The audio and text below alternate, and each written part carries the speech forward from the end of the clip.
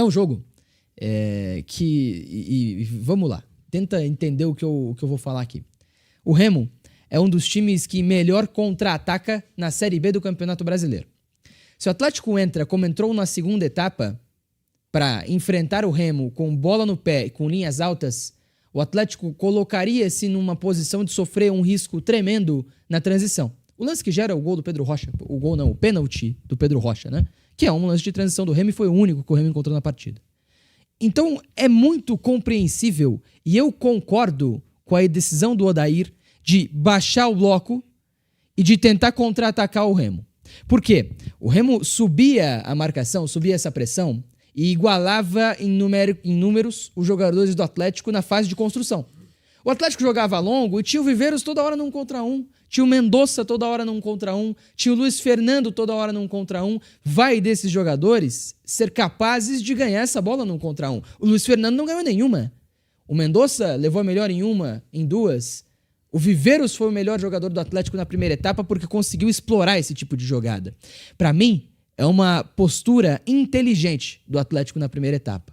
Mas o Atlético mostra um cenário muito complicado nesse e no jogo contra o Atlético Goianiense, que é os 2 gols saírem hoje e os 3 gols saírem no último domingo na bola aérea. O Atlético tomou 5 gols nos 2 jogos que enfrentou contra Goianiense e Remo, os 5 gols de jogadas pelo alto. Os 5 deles. Todos eles. E jogadas pelo alto. E a jogada do primeiro gol do Remo é bizarramente absurda como o Atlético toma esse gol.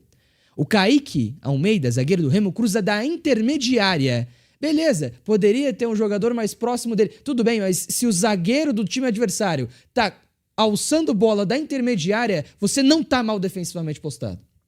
Se você tem 5 caras dentro da sua área para 2 do adversário, você não tá mal postado defensivamente. O problema é que o Luiz Fernando dorme no lance. O Luiz Fernando tem uma desconcentração enorme e deixa o Marcelinho passar nas costas dele. E aí vira um absurdo. Mas o cenário do primeiro tempo foi um cenário bom pro Atlético. De um Atlético que teve chance com o Zapelli, 2 com o Viveiros, teve gol anulado e que tomou um gol num cenário controlado. Mas beleza, tomou o gol. A partir daí, o Atlético precisa se expor, precisa colocar os seus jogadores mais à frente no campo, colocar mais gente na última linha do adversário e começar a pressionar o adversário. E o Atlético faz isso na segunda etapa. A entrada do Dudu ajuda demais isso.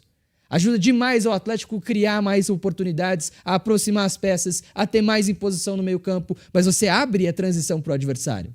O Remo não conseguiu, mas o Atlético deixou esse caminho aberto. E tá certo que é um mérito você não deixar com que o Remo tivesse transições. E aí o Atlético consegue o gol. Só que depois do gol marcado de novo numa bola aérea, em que você tem vantagem dentro da grande área, os seus 2 zagueiros estão do mesmo lado e o volante adversário, o mais alto da equipe do adversário, o Caio Vinícius é muito alto, infiltra sozinho e marcado. Sozinho não, estava sendo marcado pelo ponta direita Mendonça. Isso é um absurdo. Isso é uma falta de coordenação tremenda. Isso é um regresso do Atlético com o Odair, que não vinha sofrendo tanto com isso e passou a sofrer nesse momento da temporada. E isso é problema. Isso pensando contra Avaí, contra Coritiba, principalmente, é problema dos grandes.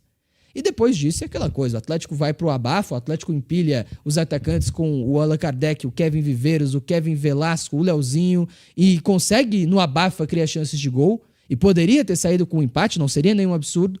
O Remo encontra a única transição do jogo e perde o pênalti com o Pedro Rocha, mas o resumo da partida é um Atlético incompetente. Um Atlético que, pelo menos para mim, teve a postura certa para os momentos em que o jogo pediu, mas um Atlético que foi individualmente incompetente para não só tomar gols de bola aérea, como também, quando chegava na frente, não conseguia finalizar as jogadas da melhor maneira para conseguir fazer os gols. Então, esse fica o cenário. Vamos entregar pro Fusca, pro Fontana, pra Kloss. Se despeçam, por favor, Romão, Mido, se despeçam da galera aí pra gente entregar pro pós-jogo. Depois dessa daí, né? Pô, tem que se despedir. Vou falar com esse ano, só cirúrgico, Vitinho, cirúrgico. Não tem embaixo, nem mais do que Vitinho. acrescentar. Mas é isso aí, gente. Muito obrigado aí, mais uma jornada. Infelizmente, né, perdemos a segunda seguida, mas cabeça erguida. Terça-feira tem a próxima final. O Atlético tem um jogo em casa contra o Avaí, decisão. Vamos lotar a arena, vamos apoiar os 90 minutos, que tenho certeza que a gente vai retomar o caminho da vitória nessa sequência. É isso. Terça-feira, todos nos encontraremos lá na Arena da Baixada porque terça-feira é mais uma decisão e terça-feira a gente entra no clima do clássico também, mas terça-feira, meu amigo, não tem jeito. É 3 pontos de qualquer maneira. Valeu, obrigado demais a todo mundo que nos acompanhou até aqui. Até a próxima terça na Jornada Esportiva.